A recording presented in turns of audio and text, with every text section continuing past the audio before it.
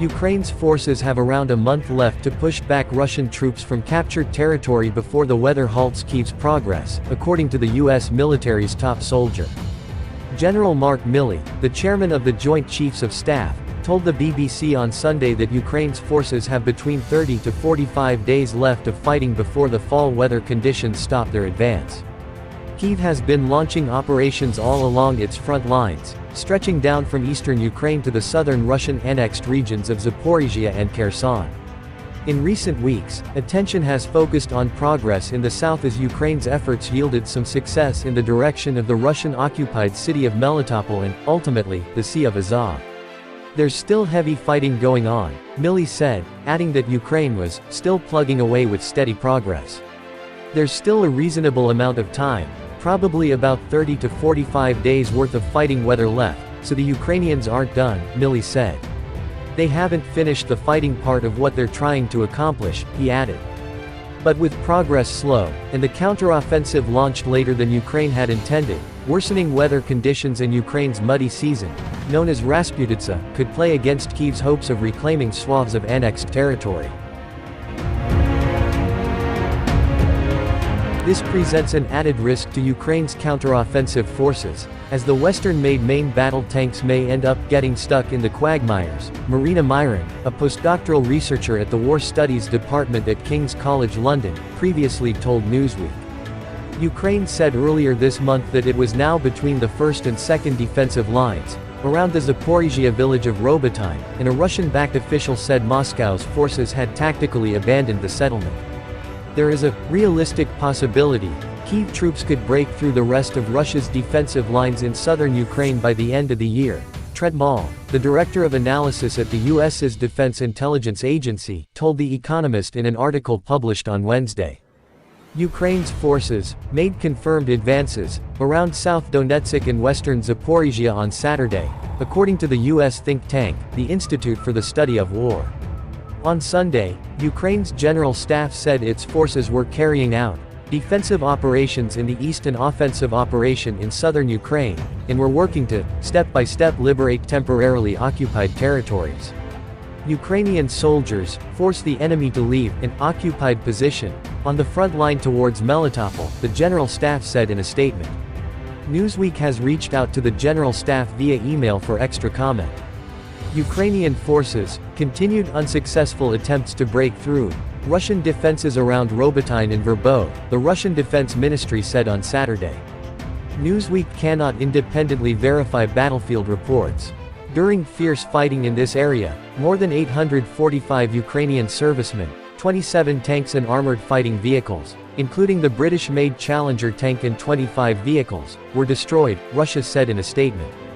Up to 500 Ukrainian soldiers with the country's 82nd Air Assault Brigade were killed or wounded in the past week, Moscow claimed.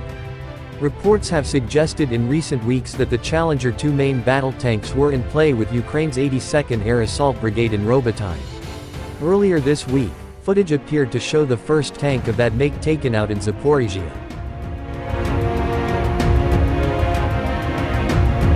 Russia has lost 490 soldiers, 10 tanks and 22 artillery systems in the past 24 hours, Kyiv said on Sunday, as Ukraine prepares to take its counteroffensive into tougher weather conditions. Moscow's forces have lost a total of 268,630 fighters since the outbreak of full-scale war, Kyiv's military said in a post to social media on Sunday. The Kremlin has also lost 4,554 tanks and 5,811 artillery systems in the more than 18 months of fierce warfare, the military's general staff said. Ukraine has lost 11,773 tanks and armored combat vehicles, and 6,319 field artillery weapons and mortars in the year and a half of war, Russia's defense ministry said on Sunday. Newsweek could not independently verify Ukraine and Moscow's figures and has reached out to both countries' defense ministries for comment via email. Losses are continuing to mount on both sides as Ukraine presses on with its counteroffensive, which has been ongoing for more than 3 months. Kyiv has been probing Russia's heavily fortified front lines in southern and eastern Ukraine since early June, but in recent weeks has increasingly focused on Moscow's southern fortifications. Although gains have been slow for Ukraine, Kyiv officials and commanders said earlier this month they had broken through the first line of Russian defenses around the Zaporizhzhia town of Robotyne, which had become a hotspot of fighting. There is a realistic possibility Kyiv troops could break through the rest of Russia's defensive lines in southern Ukraine by the end of the year, Treadmall, the director of analysis at the U.S. Defense Intelligence Agency, told The Economist in an article published on Wednesday.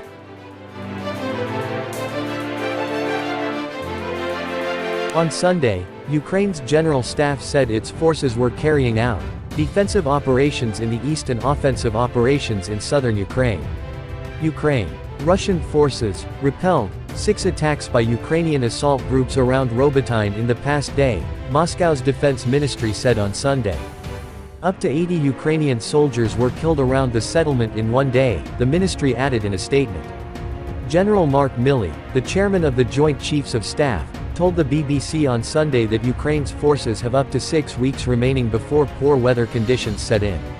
There's still a reasonable amount of time, probably about 30 to 45 days worth of fighting weather left, so the Ukrainians aren't done, Milley said. They haven't finished the fighting part of what they're trying to accomplish, he added. But Kyiv hit back at the suggestion that the country's muddy season, also known as Rasputitsa, will prevent further Ukrainian gains as the weather worsens. Combat actions will continue in one way or another, Major General Kyrylo Budanov, the head of Ukraine's military intelligence agency, said on Saturday. In the cold, wet and mud, it is more difficult to fight. Fighting will continue, he said in remarks reported by Reuters. The counteroffensive will continue.